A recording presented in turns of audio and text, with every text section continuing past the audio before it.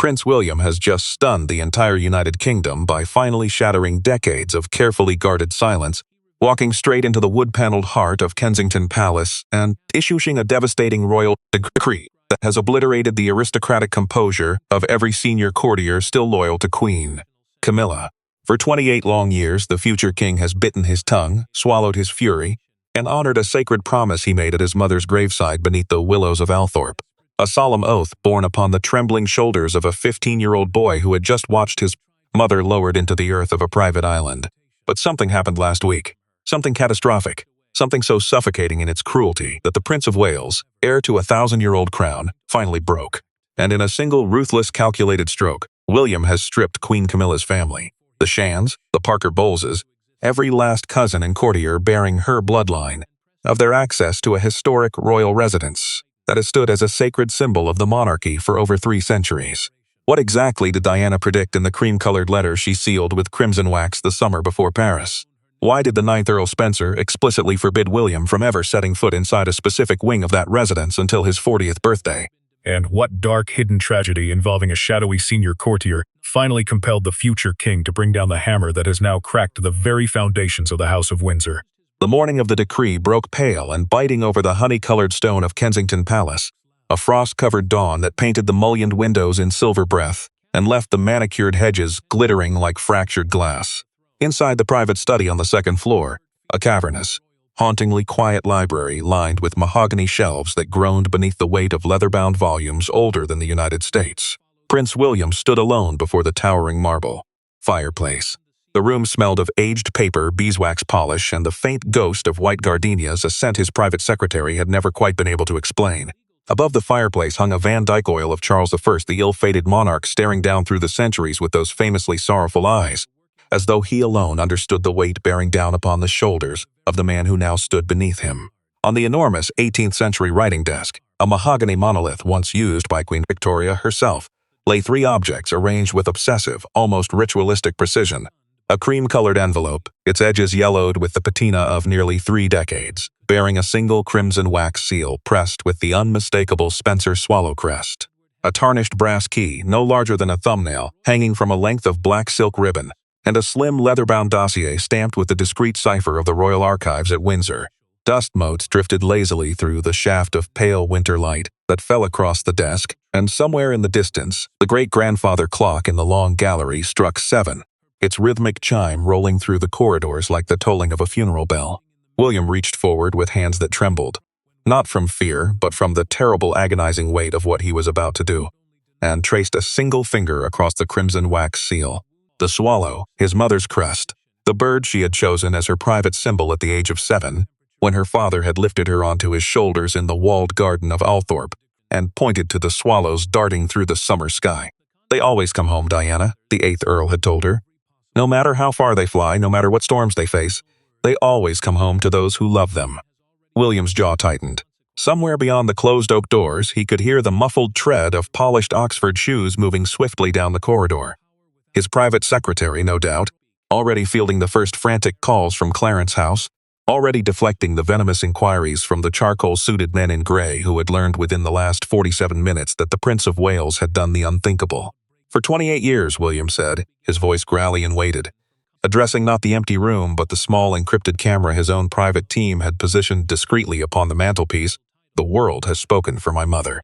The institution has spoken for her. The men in grey have spoken for her. The palace machinery has ground her memory into a shape that suits their purposes. Today, I am speaking for her. Today, I am finishing what she started. And today, the residence that was promised to her sons, the residence that was stolen from her before her body was even cold, is being returned to the bloodline it was always meant to serve." The cameras, small red light blinked steadily. Somewhere in a secure operations center buried 3 floors beneath Kensington Palace, William's most trusted communications officer, a woman named Harriet Ashcombe, whose grandfather had served as equerry to King George VI, watched the encrypted feed with knuckles white against the edge of her console. Her hands trembled. Sweat beaded at her temples despite the biting cold of the underground room. She knew what was coming. She had helped him prepare for it. And she also knew that at that precise moment, 3 separate palace communications teams, one at Buckingham, one at Clarence House, and one operating from a nondescript office in St. James's, were frantically trying to sever the satellite uplink, to cut the signal, to bury the broadcast before it reached the 20 million viewers who were already watching live across the BBC, ITV, and every major streaming platform in the United Kingdom. They would not succeed. William had made certain of that. The residence in question, and the world would learn its name within the next 90 seconds, was Raymill House adjacent Bullhyde Manor's sister property, a historic Georgian estate nestled deep within the Wiltshire countryside that had been quietly, almost invisibly, absorbed into the Camilla Shand orbit through a series of trusts and quiet arrangements orchestrated in the late 1990s. But more than that, more devastatingly than that, the residence had originally been earmarked in a private codicil written by Diana herself, a codicil that the men in grey had spent 28 years pretending did not exist. The flashback rose unbidden in William's mind, sharp and cinematic, triggered by the faint scent of white gardenias that always seemed to haunt this room. August 1996. Kensington Palace. The scent of his mother's perfume clinging to the summer air. Diana kneeling on the Persian rug of her private sitting room, her golden hair falling across her face as she pressed a cream-colored envelope into his 14-year-old hands. "Darling," she had whispered, her voice trembling with a tenderness he would carry to his grave. "If anything ever happens to me, anything at all, you must promise Mummy that you will keep this safe. Not for a year, not for 5 years, for 28 years, my darling, until you are ready, until you are strong enough, until the swallow can finally come home." He had laughed then, the careless laugh of a boy who could not conceive of a world without his mother in it. "Mummy, don't be silly, nothing's going to happen." And she had smiled, that famous, luminous, heartbreakingly sad smile, and pressed her forehead to his. "Just promise me, William. Promise, Mummy." He had promised, and he had kept that promise. For 28 agonizing years he had kept it. The letter had remained sealed inside a false-bottomed compartment of an antique writing box gifted to him by his grandmother, Queen Elizabeth II, on his 16th birthday. A writing box which Her Majesty had pressed into his hands with an unusually grave expression, whispering, "Some things, William, must be kept safe from even the palace itself." He had understood then, in a way no 15-year-old boy should ever have to understand, that his grandmother knew. She had always known, and she had, in her own quiet, sovereign way, been protecting the truth for him until he was old enough to wield it. The rhythmic tick of the grandfather clock filled the study. William drew a slow, steadying breath and reached for the brass key. But before we understand what the key unlocked, we must first understand the man whose name would soon be spoken aloud for the first time in 28 years.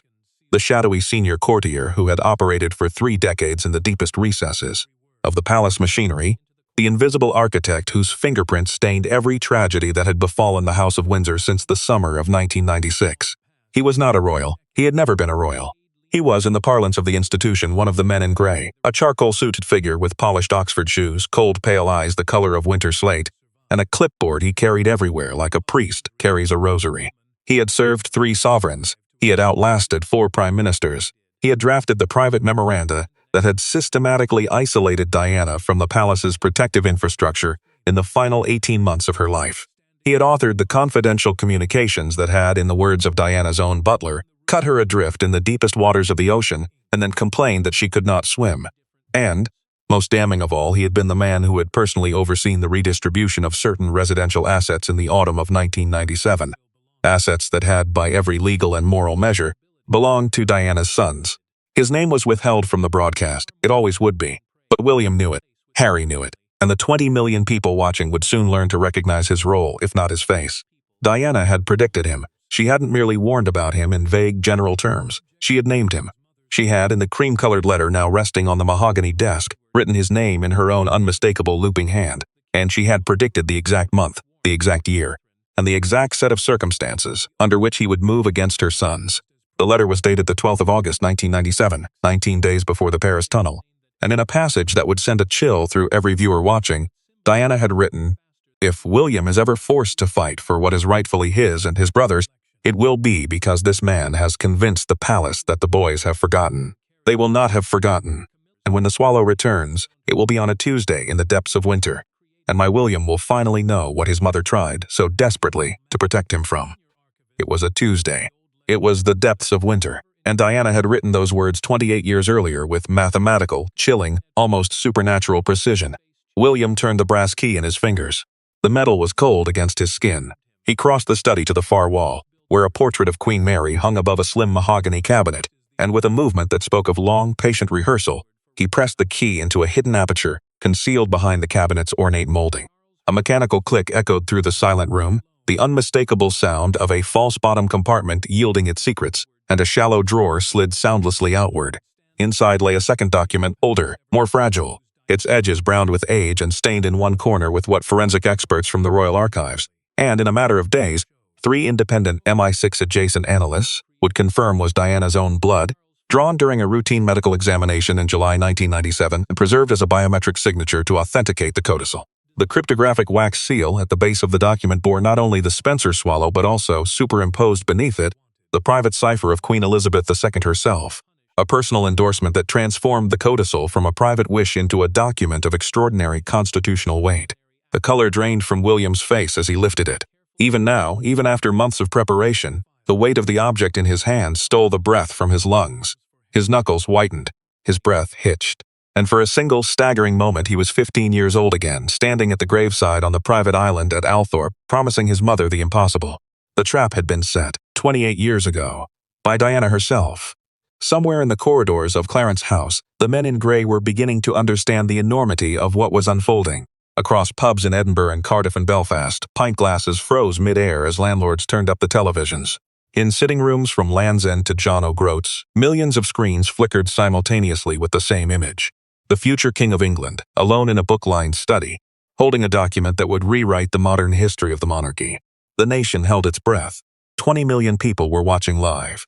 The servers holding the encrypted feed groaned under the weight of the demand. They were cornered. He was terrified. But he did not stop. William returned to the desk. He laid the codicil beside the cream-colored letter, and he began, in that growly, trembling, weighted voice, to read. I, Diana Frances Spencer, Princess of Wales, being of entirely sound mind and acting under no duress of any kind, do hereby establish the following provisions concerning the residence known and referred to in this document as the Wiltshire property, which has been held in trust for my sons under the private arrangements agreed between myself, Her Majesty the Queen, and the 9th Earl Spencer, my beloved brother Charles, in the summer of 1996, the words continued, line after devastating line. And with each line, the ruthless machinery of the palace, the men in grey, the charcoal-suited architects, the invisible fortress of the institution, cracked and fractured and shattered into pieces that would take a generation to reassemble. Diana had known, Diana had planned. Diana had, from beyond the grave, reached forward across 28 years of grief and lies and calculated cruelty, and she had handed her elder son the weapon he would need to protect his brother, his children, and the memory of his mother. The Wiltshire property, the codicil made clear, had been quietly transferred into a Shand-adjacent trust in the autumn of 1997, 3 weeks after Diana's funeral, through a mechanism authorized by the very senior courtier whose name Diana had written in her letter. The transfer had been legal on its face. It had been, in the ruthless language of the institution, administratively tidy. But it had also been, according to the codicil William now held, a direct violation of a private trust arrangement that Queen Elizabeth II had personally signed and sealed one summer afternoon in the green drawing room at Windsor. The Queen had known.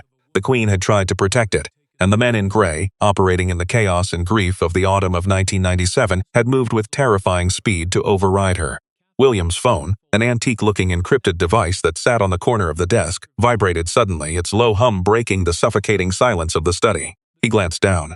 The name on the screen stopped his heart. Harry. He answered on the second ring. Wills. The voice on the other end was fractured, stripped of every ounce of Californian polish, stripped of every layer of the past 5 years of estrangement. It was the broken sob of the 12-year-old boy who had walked behind his mother's coffin. Wills, I'm watching. I'm watching it now. Is it really her handwriting? It's her handwriting, Harold. William's own voice cracked on the childhood nickname. It's really her. There was a long silence. And then, from 6,000 miles away, William heard his brother do something he had not heard in nearly a decade. He heard Harry weep, great, racking, agonizing sobs that seemed to travel across the Atlantic and land, with the full weight of 2 boys who had lost their mother, in the center of the study at Kensington Palace. I'm coming home, Harry choked out. I'm boarding a plane. Tonight. Don't finish it without me, Wills, please. I'll wait for the important part, William whispered. I promise. The line went dead. William set the phone down. He pressed the heels of his palms against his eyes. And for a single moment, a single precious, private moment, the future King of England allowed himself to be once again the 15-year-old boy who had lost his mother. Then he lifted his head. He straightened his shoulders, and he continued. Another flashback rose. September 1995. A biting autumn morning at Highgrove. 9-year-old Harry, 13-year-old William, and their mother walking hand in hand through the walled garden. Diana had stopped beside a stone bench beneath a spreading oak, and she had knelt down, gathering both her boys against her chest. "My darlings," she had whispered, her voice suddenly grave in a way that had made both boys go very still. "If anyone ever tells you that your mother didn't love you enough, or that your mother wasn't strong enough, or that your mother didn't fight for you, you must not believe them. Do you understand? You must not believe them. Mummy is fighting for you every single day, even when you cannot see her, even when they tell you she is forgotten. Especially then." William had nodded solemnly. Harry had buried his face in her Chanel jacket, and in the distance, high above the walled garden, a lone swallow had wheeled through the pale September sky. William had never forgotten it, neither, he suspected, had Harry. Back in the present, William reached for the leather-bound dossier from the Royal Archives. Inside were the forensic reports, biometric confirmation of Diana's handwriting, cryptographic authentication of Queen Elizabeth II's cipher, chemical analysis of the wax seal, and a chain of custody document signed by 3 independent archivists confirming that the codicil had remained sealed and untampered with from August 1997 until its opening under royal warrant 72 hours earlier. The document was airtight. The men in grey had no counter. The institution had no shield. "Effect immediately," William said, his voice steadying now, hardening into the voice of the sovereign he would one day become. "The Wiltshire property is being returned to the trust originally established by my mother and my grandmother in 1996. All members of the extended Shand and Parker Bowles families are hereby removed from the access register of the historic royal residence, effective from noon tomorrow. Their belongings will be conveyed with the utmost discretion and respect. But their presence at that residence, a residence that was never at any point lawfully theirs to occupy, ends today." The words fell like hammer blows. In the green drawing room at Clarence House, 12 miles across London, Queen Camilla was said to have gone very, very still. According to a source who would later speak to a broadsheet on condition of absolute anonymity, she had set down her teacup with a hand that did not tremble. She was, after all, a woman of formidable aristocratic composure, and she had turned to her private secretary and said only 3 words, "Get me William." The private secretary had bowed. He had left the room. He had returned 4 minutes later with the news that the Prince of Wales was not, under any circumstances, taking calls. The trap had closed. Diana had, from beyond the grave, checkmated the men in grey. But William was not finished. The most devastating revelation was still to come. He turned back to the camera. 20 million viewers leaned forward. In the operations center beneath Kensington Palace, Harriet Ashcombe wiped a tear from her cheek and steadied the encrypted feed. Somewhere in the labyrinthine corridors of Buckingham Palace, an elderly courtier in a charcoal suit, the man whose name Diana had written 28 years earlier, the man who had authorized the 1997 transfer, the man who had, for 3 decades, believed himself untouchable, sat frozen behind a desk older than the American Republic, and he understood, with a terrifying clarity that stole the breath from his ancient lungs, that his career, his reputation, and possibly his liberty were about to end on live television. "There is one more provision in my mother's codicil," William said, "a provision which, until 72 hours ago, I did not fully understand. A provision which names, by roll, though not by public name, the individual who orchestrated the 1997 transfer. A provision which authorizes the sitting Prince of Wales, upon opening this document, to formally request from His Majesty the King the immediate retirement, without honors, of the individual in question from all royal service." A collective gasp seemed to travel through the 20 million viewers, through the pubs of Edinburgh, through the sitting rooms of Cardiff, through the ancient bones of the palace itself. "That request," William continued, his voice steady as steel, "was submitted to His Majesty at 6 o'clock this morning. His Majesty granted it at 6:14. The individual in question has, as of 43 minutes ago, been informed that his services are no longer required. He will not be returning to the palace. He will not be issuing statements. He will not be defending himself in the press. He has served 3 sovereigns. He has authored 3 decades of quiet cruelty. And he has now been retired, permanently, irrevocably, and without honors, by the direct order of the king." The silence that followed was so complete that Harriet Ashcombe, watching from 3 floors beneath the palace, could hear the faint tick of her own wristwatch. He was terrified, he was cornered, and he was finished. William lifted the cream-colored envelope one final time. He held it up to the camera, and in the pale winter light of the Kensington Palace study, the crimson wax seal, the Spencer swallow, the bird that always comes home, caught the sun and glowed like a small, defiant flame. "Mother," William said, "chose the swallow because it always comes home. For 28 years, my mother could not come home. The institution she served, the machinery she trusted, the men in grey who claimed to protect her, they made certain of that. But today, on this Tuesday in the depths of winter, exactly as she predicted, the swallow has finally flown free. The residence that was hers to give has been returned to her sons. The courtier who orchestrated her isolation has been removed from royal service, and the truth she buried in a cream-colored envelope, sealed with crimson wax and her father's love, has finally been spoken aloud. He set the envelope down. He drew a slow, trembling breath, and a single tear, one tear, no more, traced a silver path down the cheek of the future King of England. "Rest now, mummy," he whispered. "You can rest now." The camera held steady for 3 more heartbeats. In the operations center, Harriet Ashcombe placed her hand against the console and closed her eyes. In the pubs of Edinburgh, grown men who had not wept since the funeral in 1997 wiped their faces with the backs of their hands. In a sitting room in Montecito, a red-haired prince clutched his own chest and sobbed into the shoulder of his wife. And across the United Kingdom, from the honey-colored stone of the Cotswolds to the granite cliffs of Cornwall, from the misted lochs of Scotland to the wind-scoured coasts of Northern Ireland, 20 million viewers sat in a silence so profound it seemed, for one impossible moment, that the entire nation had ceased to breathe. Then the broadcast cut to black. No music, no commentary, no presenter offering context or analysis. Only the black screen and the small white letters at the bottom that read, "Broadcast concluded. God save the King." Later, much later, in the small hours of the following morning, the private chaplain of Kensington Palace would quietly enter the study. He would find Prince William asleep in the leather armchair beside the fireplace, the cream-colored envelope resting against his chest, the brass key still curled in his fingers. The chaplain would drape a wool blanket over the future king. He would extinguish the last of the candles.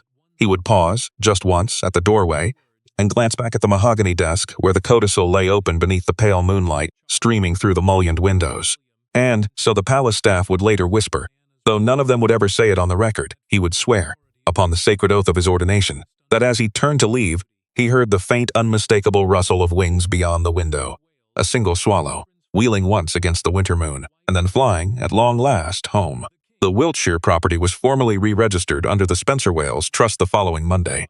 The named courtier's retirement was confirmed in the court circular 3 days later, in a single line so brief and so bloodless that only those who understood the machinery of the palace could read the devastation between its words. Queen Camilla's family conveyed their belongings from the residence with the utmost discretion, exactly as William had promised. No statements were issued, no press releases were drafted. Buckingham Palace, when approached for comment, responded with the 2-word incantation that has served the institution for 3 centuries. No comment. Clarence House, when pressed, echoed the same. And the men in grey, those who remained, those who had survived the purge, retreated deeper into the shadows of the palace machinery, understanding, at long last, that the boy they had underestimated had grown into the king who would finish what his mother had started. Prince Harry landed at Heathrow the following evening. The brothers met, alone, in the walled garden at Highgrove. What was said between them has never been reported. But a groundskeeper, tending the winter roses at the far end of the garden, would later tell his wife that he had seen the 2 princes embrace beneath the spreading oak, the same oak beside which their mother had once knelt with them in September 1995, and that they had stood there, holding one another for a very long time. The cream-colored letter, the brass key, and the codicil were conveyed, under royal warrant, to a sealed vault beneath St. George's Chapel at Windsor, where they now rest a few feet from the tomb of Queen Elizabeth II. The relic of Diana's blood-stained signature was, at William's private request, buried on the island at Althorpe, placed with his own hands into the earth beside his mother's grave, wrapped in a silk handkerchief embroidered with a single golden swallow. The nation, for a full 72 hours, remained in a state of stunned, reverent silence. The tabloids for once wrote nothing scandalous, the broadsheets for once wrote nothing cynical, and the British people, for once, allowed themselves to grieve openly for the princess they had lost 28 years earlier, and to celebrate quietly the sons she had left behind. The swallow had finally flown free. The truth had saved her boys.